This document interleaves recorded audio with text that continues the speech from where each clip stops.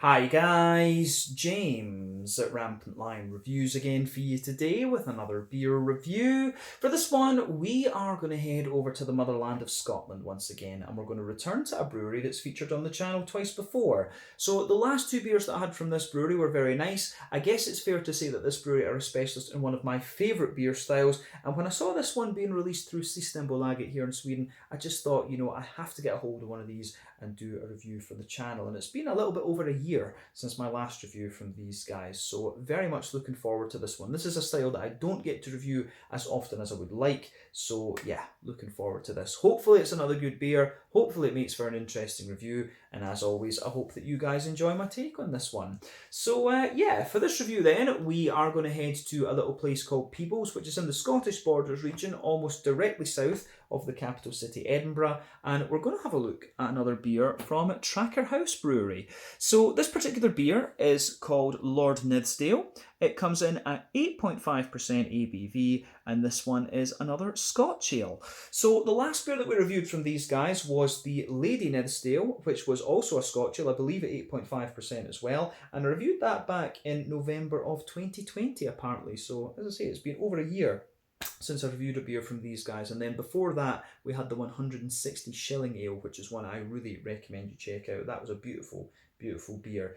But yeah, these guys do the kind of best traditional brewed Scotch ales in my opinion in Scotland, so yeah, definitely worth checking out if you get the chance. But this beer was released as part of the Tillfälligt temporary assortment through Systembolaget here in Sweden, and oddly enough the Traquair House beers are actually easier for me to find over here in Sweden than they are back home in Scotland, and I'm not sure exactly why that is, but unfortunately that's just how it goes sometimes. But the signature beer from this brewery is the Jacobite Ale, and that's one that I need to see about getting a hold of actually, because I think that would make for quite a nice review. But yeah, let's crack on with this one then and see how we go. The Lord Nithsdale 8.5% Scotch Ale from Traquair House Brewery in Peebles in the Scottish Borders. So, as always with my reviews then, I'll tell you a little bit about the brewery before we taste the beer. If you want to get straight to the tasting, just fast forward. All the usual links are in the video description below. That's the brewery website, the link to my other reviews that I've done from Traquair House Brewery before, and we will see about adding more to that list in the near future. But there's all the usual social media down there. If you want to see more reviews, do please consider subscribing to the channel. The whole channel, of course, has a geography-based tagging system, so you can go into the homepage and search for beer based on country, city, state, county, province, prefecture, whatever it is you happen to be interested in. Do check out the playlists of beers from different countries. There is one there for all the Scottish beers that I've reviewed for you, and that's being added to whenever I get the opportunity, usually when I return to the motherland of Scotland, of course. And as always, please do get in touch and let me know some of the other beers and breweries that you guys would like to see me review. It's always great to hear from you guys that are watching the videos, and the support that you show the channel is hugely appreciated. So anyway, on to my brewery notes then to tell you a little bit about Traquair House itself and the brewery. So, Traquair House, as I've mentioned to you already, can be found near Peebles to the south of Edinburgh in the Scottish Borders region, and the house is claimed to be the oldest continually inhabited house in Scotland, and it's built on the site of a former hunting area that was used by the Scottish kings from the 12th century onwards, and the first noticed king here is Alexander I. So, due to the proximity of the house to the borders, it became very strategic in the defence of the Tweed Valley against the English invasions that happened rather often, and the house often passed between control of the Scottish and English crowns. So, King James III conferred the estate on Dr. William Rogers for a small sum, and then this was passed on in 1478 to the Earl of Buchan, who later gifted the estate to his illegitimate son James Stewart, who became the first laird of Traquair in 1491. And the house and estate has basically passed down the various generations of his family since then. But in 1875, Traquair passed to a cousin of the Stuarts, Henry Constable Maxwell, who was a direct descendant of the Stuarts through the female line, and it's passed down the generations of his family since then.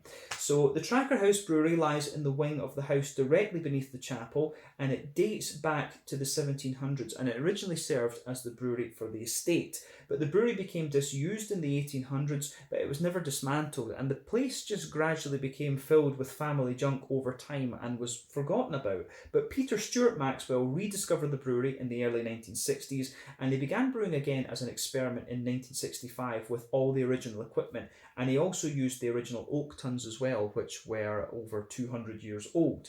But after Peter's death in 1990, his daughter Catherine took over the running of the brewery, and she expanded it a little bit in 1994. So these days they employ 2 full-time brewers. They export their beers across the world, even though the production is very small. It's only 1,000 hectolitres of beer per year they produce. So these guys are only producing around 100,000 litres of beer per year. And I think they've only released somewhere in the region of 25 different kinds of beer. I had a little look at Untappd earlier on and it said it was like 24, if memory serves me correctly. But yeah, these guys, one of the really small Scottish craft breweries, but I always think with them it's very cool how far afield their beer has gone. I think I've heard that these beers have reached Australia and things like that, and I think I actually saw one of them in Japan, if memory serves me correctly, when I was over there too. So yeah, a very, very small Scottish brewery, but they do have a little bit of a kind of reputation, I guess we could say. But yeah, specialist in Scotch ales, and for me as a Scot, I think it's very cool to see our kind of native beer style spreading across the world. So if you are watching this brewery and you've tried some of the Traquair House beers, let me know where in the world you have managed to get a hold of these from, because it's always interesting to know little things like that. But yeah, that is all I can really tell you about Traquair House Brewery for the moment. If you want to learn more about these guys, you can check out the brewery website. You can follow them on Facebook and Instagram to keep up to date with all the latest goings on. And you can check out the Rate Beer, Untappd and Beer Advocate pages to learn a little bit more about all the different beers that these guys have done. So yeah, as I say, the signature beer from these guys is the Jacobite Ale, and we will see about reviewing that at some point in the future. But I think for those of you watching from abroad, you're probably more likely to come across the 160 shilling, and that is a beautiful beer, so have a go at that one if you get the chance. But yeah, let's get on and actually have a look at this beer itself and see how we go. So I'll just let you have a little look at the artwork on this one before we open it up. So there you can see Lord Nithsdale, and of course he is William Maxwell, who was involved in the Jacobite Rebellion of 1715. He was imprisoned by the English in the Tower of London, of course, but then rescued by his wife, Winifred. And that was the Lady Nithsdale beer that we reviewed last time from these guys is named after her. It actually tells you a little bit on the back here as well, just like you see. There is, oh, we need to go the other way. No, getting this mixed up. So there you can see Traquair House Brewery, and it tells you a little bit on the back too. So yeah, Lord Nithsdale, a vintage ale from Traquair. Lord Nithsdale took part in the 1715 Jacobite Rebellion and was captured and imprisoned in the Tower of London. Following the daring rescue by his wife Winifred, he became one of a handful of prisoners ever to escape from the Tower. Brewed in the 300-year-old brewery at Traquair, Scotland's oldest inhabited house, these rare traditional Scottish ales are fermented in oak and can be enjoyed for up to 10 years.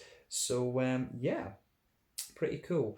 So yeah, you can see Catherine's signature, Catherine Maxwell.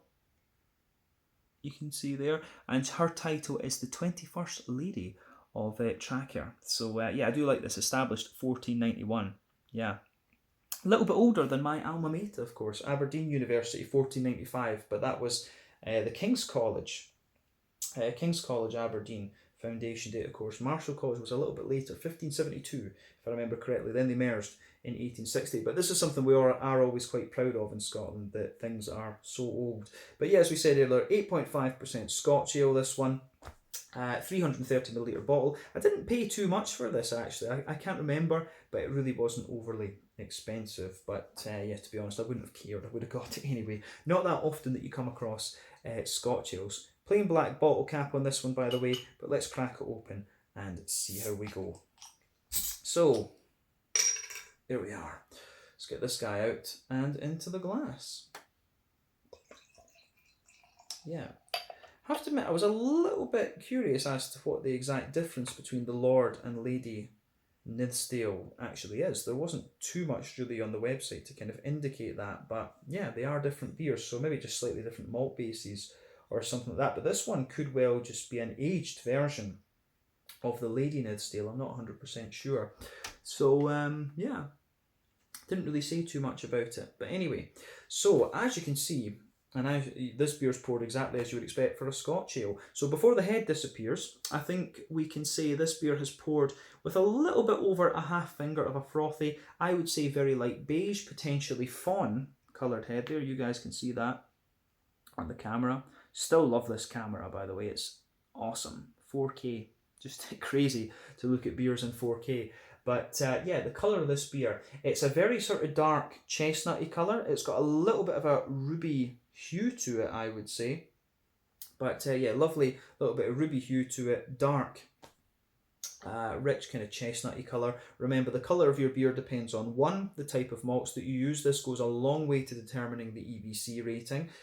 Two, the length of your wort boil is also going to play a role, because the longer you boil the wort, the more the sugars caramelise, and thus you get a darker colour of beer. Any adjuncts that you put in or any barrel aging that you do will of course affect the colour of the beer too. We don't really need to care about adjuncts when it comes to Scotch ales quite often, but barrel aging can change the colour a little bit too. But I think it is fair to say this is one of the darker Scotch ales that I've come across in recent times. If I shine the light through the beer, it's actually pretty damn clear, but I don't know how well you're going to see that on the video. This is not the haziest of Scotch ales that we've come across, actually. But yeah, it looks very, very nice. It's probably filtered, to be honest with you.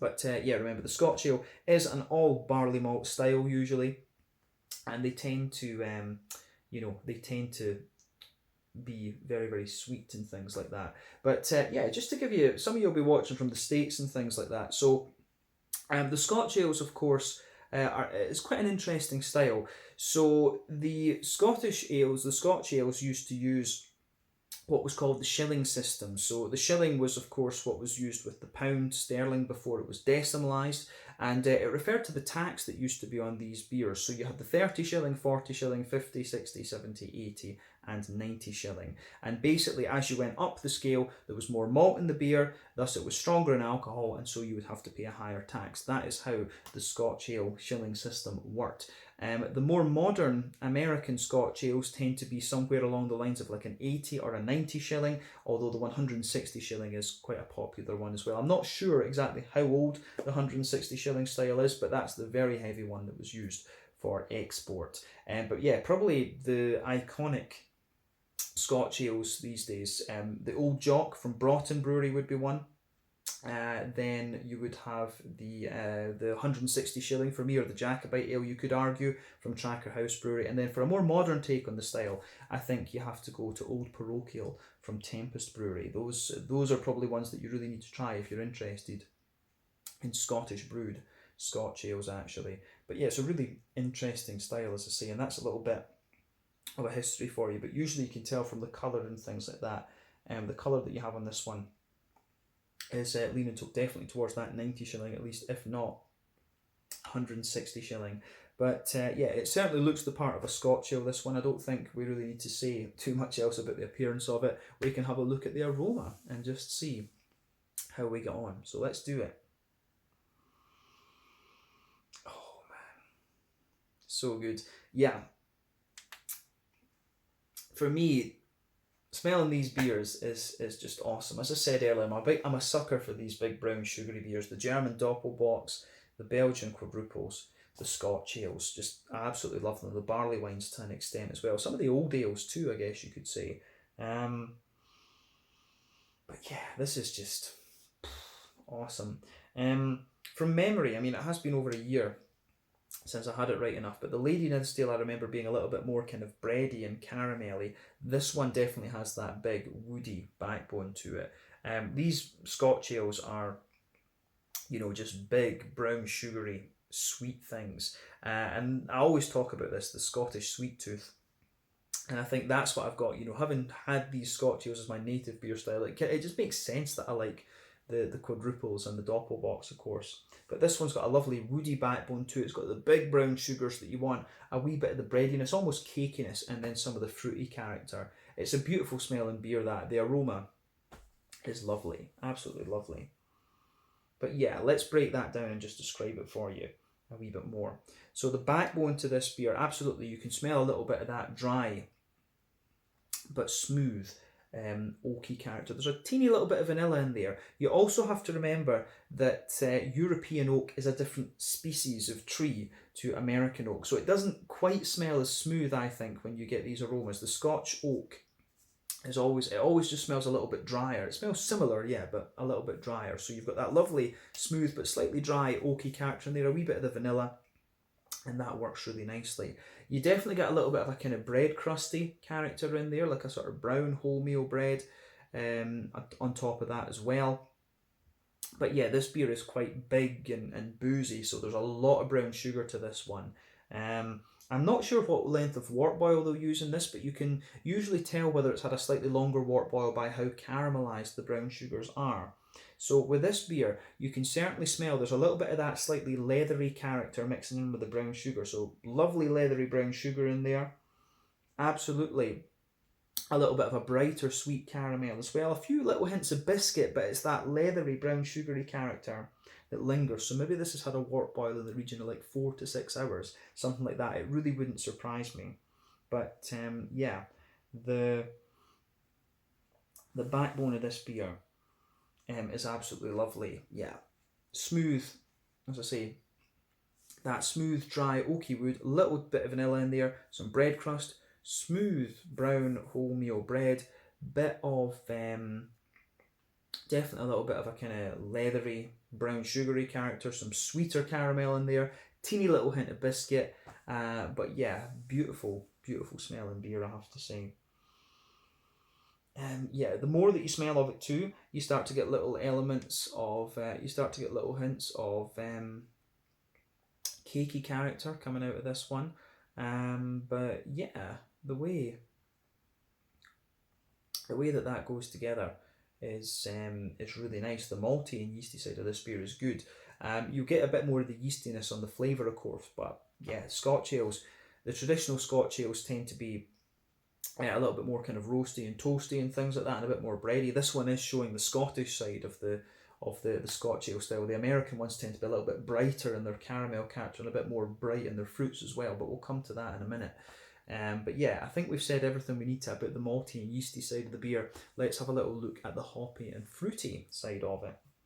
So on the hoppy side of things, I do suspect it's Bramling's Cross that's in here. There could be other things, of course, but Bramling's Cross would be the obvious choice because it gives you that red fruity note. But on the green component, there's a little bit of a smooth kind of earthiness out of this one. There's a wee touch of a herbal character as well. And again, that's a characteristic of English hops for me. They tend to have that kind of earthiness and slightly smooth herbal character. There's a wee touch of floral note in there and a little bit of a kind of lighter grassiness, of course, as well. But yeah, the way that the fruity character goes together in this one is very, very nice. The green component goes together is very, very nice. Brain's not working. A little bit tired when I'm filming this review, I have to say. But yeah, green component is very typical English hop. Smooth grassiness, a little bit of floral character, but also a nice,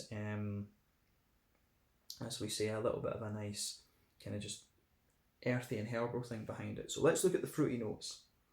So underneath the fruity notes, you do get a little bit of that kind of fruit cakey, fruit loafy sort of thing. There's a wee bit of a raisiny sharpness in there. Some lovely, as we say, some lovely, there's a little bit of that kind of figgy character to it. It's got a wee bit of an almost plummy note as well. Yeah, definitely a bit of a deep kind of plum. So yeah, bit of raisin, bit of juicier plum, and a wee bit of a kind of dry, figgy and blackcurranty quality. I don't get so much in the way of blackberry out of this one. It doesn't have that big kind of oily blackberry. It's more a kind of dried fruity character that you get out of this beer for sure. So yeah, fig, blackcurrant, a little bit of sharper raisin and a wee bit of a juicy plum, all sitting on top of this kind of fruity, cakey, fruit loafy sort of element. So yeah, beautiful smelling beer, this one. Everything I would want from a traditional Scottish brewed Scotch ale. So yeah, I think we can leave it at that for the aroma. But as I always say, take a bit of time to enjoy the aroma of the beer before you get stuck into it. But we are going to taste this one now. So yeah, this one is the Lord Nithsdale, an 8.5% Scotch ale from Traquair House Brewery in Peebles in the Scottish borders in the south of Scotland. Let's get stuck in. Slàinte, skål, cheers.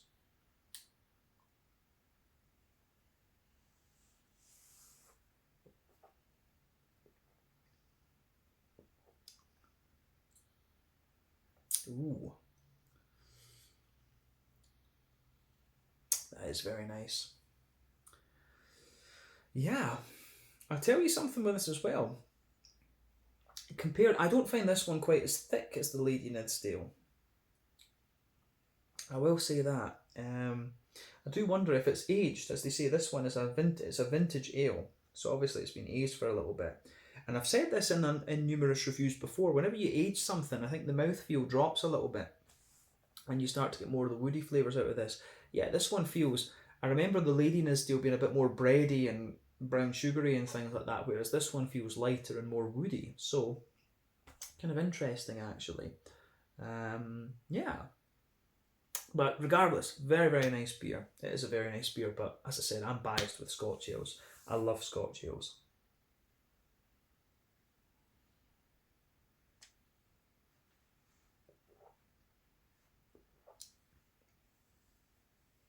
So, yeah. Where do we start with this then? It's actually, I'd say this is one of these beers that really comes across quite similar to what you would expect from the aroma. So let's focus on that middle third of the palate then. Border region between the both the front third and middle third of the palate and the back third and back third of the palate. You can feel there's a wee bit of bread crust in there, but then underneath all of that, you can feel that smooth, kind of dry, oaky character that I was talking about. So you've got this lovely dry, oaky note in there that goes together really well. So base, yeah, you've got that base, dry, oaky, woody sort of thing.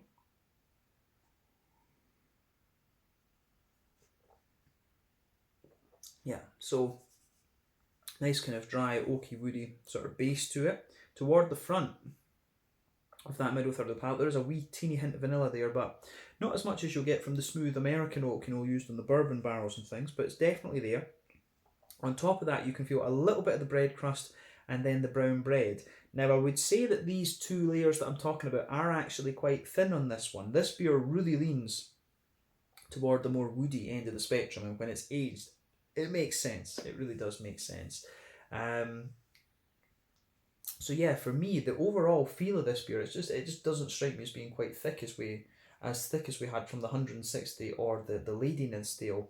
I could be remembering wrong, but just the whole point of me making these videos is just to say to you what I think about the beer. So yeah, that's my impression of this one, to be honest with you. It doesn't feel as thick as some of the other ones that I remember.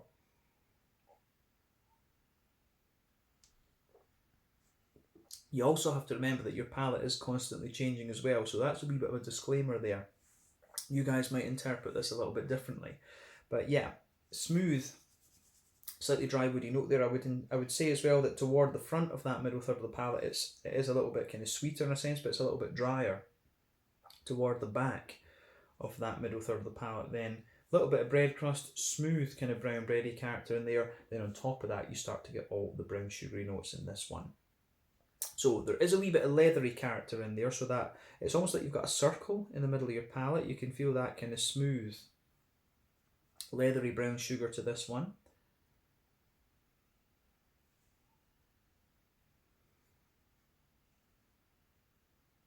Yeah, there's a little bit of a smooth, leathery, kind of brown sugary note to it, and that forms the base. But then as you move further into the centre of the palate, you can feel a bit of a sweeter caramel as well, which is really nice. And I actually get a little bit of that kind of Werther's Original butter candy, butterscotchy type vibe out of this beer. This one doesn't really have a kind of biscuity element to it either, which is quite interesting. So it's a very layered beer, this one. It kind of goes up like that. So you've got wood, bread crust, brown bread, wee bit of a kind of sweeter, you've got that leathery brown sugar, bit of a sweeter kind of caramel on top, and then a wee bit of a kind of Werther's Original thing that comes out a little bit further into the aftertaste. So you can feel that Werther's original note and some of the woody notes and a slightly vanilla character coming out of it too. I would say that some slightly woody notes evolve out of this beer too, and that's definitely quite interesting.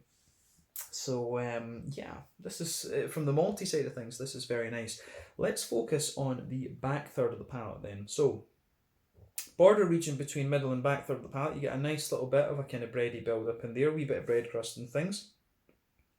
The base of the back third of the palate is a little bit more bread crusty. You get a little bit of dryness in there too. There's a slightly thicker brown bready character on top of that, which is great.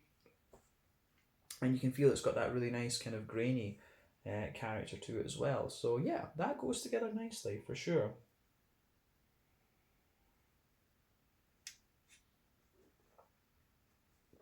So yeah, a little bit of bread crust, more grainy brown bready note, and then on top of that, you're starting to get some of the kind of yeasty character out of this one. So the yeasty note for me actually has a bit of woodiness to it. You can feel it's got a little bit of that more kind of dense brown bready character to it as well. So definitely getting some of that more dense brown bready sort of thing. And then you do get a little bit of a kind of just dry, almost dusty kind of flowery character to it as well. So yeah. You can feel that on that back third of the palate. The yeasty note's definitely sitting in quite nicely on the top of the back third of the palate there. So on the back third of the palate, you can feel the flavour of the beer is quite tall. It is quite tall, and then as you move further forward, the flavours just condense down a little bit and then squash together. As you go into the kind of middle third of the palate. So yeah, the way this works is very, very nice actually. So it gets a thumbs up from me.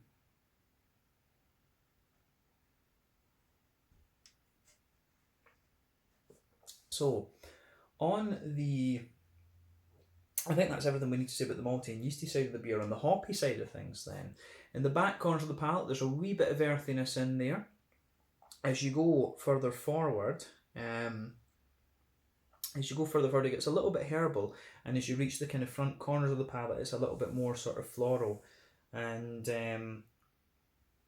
aromatic. So yeah, a little bit herbal, a little bit floral, and a wee bit of a little bit earthy, a little bit herbal, and a wee touch floral on the front corners of the palate. So yeah, I really like how that goes together. Around the front curve of the palate, it's a little bit lighter and more grassy, of course. But yeah, I think I'm pretty sure it's English hops in here. I think this is Bramling's Cross or something like that.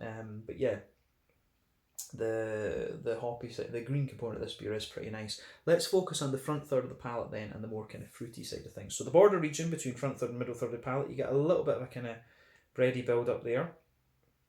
So yeah, a little bit of a bready build up, wee bit of bread crust in the base of that front third of your palate. It's got a little bit of woodiness underneath it, but again, there's a wee touch of the brown bread there. And on top of that, you get that nice oily bubble where the juicy fruity esters roll their way out of the beer. So yeah, that works quite nicely too. The fruity character in this beer is quite dry. So the base of that front, on top of the kind of woody and bready notes in there, you do have this sort of, at the back of that front third of your palate, it's a wee bit more kind of figgy, but then as you move forward, it's a little bit more black curranty. But you get a wee bit of the kind of cakey note as well.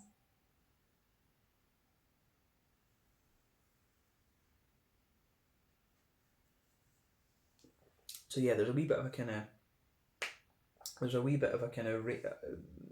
cakey note just backing that up. But at the back of that front third of your palate, you've got a wee bit of a kind of raisiny sharpness. There's a wee bit of a juicy plum in there. And then underneath, there's that sort of, lighter figgy note, a more oily figgy character. Then as you move further forward, it's a little bit more of a kind of dry, black curranty sort of thing. So the way that this goes together, I think is very nice. The fruity side of the beer, it's quite dry, but at the same time, it's quite oily for sure. But yeah, as I say, this is a really nice Scotch ale. The more that I drink of it, now we should move on to the mouthfeel now. The more that I drink of this one, the slightly more oily it becomes. So yeah, it's got a lot of dryness underneath it, so you've got that nice kind of smooth woody character, but it's a lot more sort of dry and and oily at the same time. So yeah, this is very, very nice. As I say, compared to the Lady Nithsdale, I feel that this one's a lot more woody and things. But yeah, overall, I'd say that it's kind of mid to top end of mid-bodied, somewhere in that kind of region. Carbonation is smooth. It's got a little bit of an oily character to it. And then overall, in terms of IBU, I don't think there's a lot of IBU to this. I think it'll be like 15 or something like that. It's a very low IBU beer, this one, but there is a wee bit to it. The malt base, wee bit of dryness underneath, smoothness in the middle, and a bit of sweetness on top. Then you've got those big, oily, fruity characters as well. So yeah, I really like the way that this one goes together. So it gets a big thumbs up from me. Yeah, I think we can leave it at that for this one. Another very, very nice beer from Traquair House Brewery. So I'm going to go away and enjoy the rest of this and watch a movie. So yeah, let's leave it there. So this one was the Lord Nithsdale, an 8.5% aged Scotch ale from Traquair House Brewery in Peebles in the Scottish Borders. Have a go at this one for yourself and see what you think. If you're interested in learning more about the Scotch ale, I would recommend the Broughton Old Jock. Then the 160 shilling from these guys, or the Jacobite ale, would be a good shout as well for a slightly stronger traditional Scotch ale. Then if you want a kind of more modern take, then the Tempest Old Parochial is where you want to go. But yeah, let's leave it there. Thank you again for watching my beer reviews. Until the next time, please like, subscribe, share, all the usual YouTube stuff. Let me know your own thoughts on this beer in the comment section below. Let me know what your favourite beers are from Traquair House Brewery, and we will no doubt return to these guys at some point in the near future. Till the next time though, slange it, skull, cheers, and see you in the next review.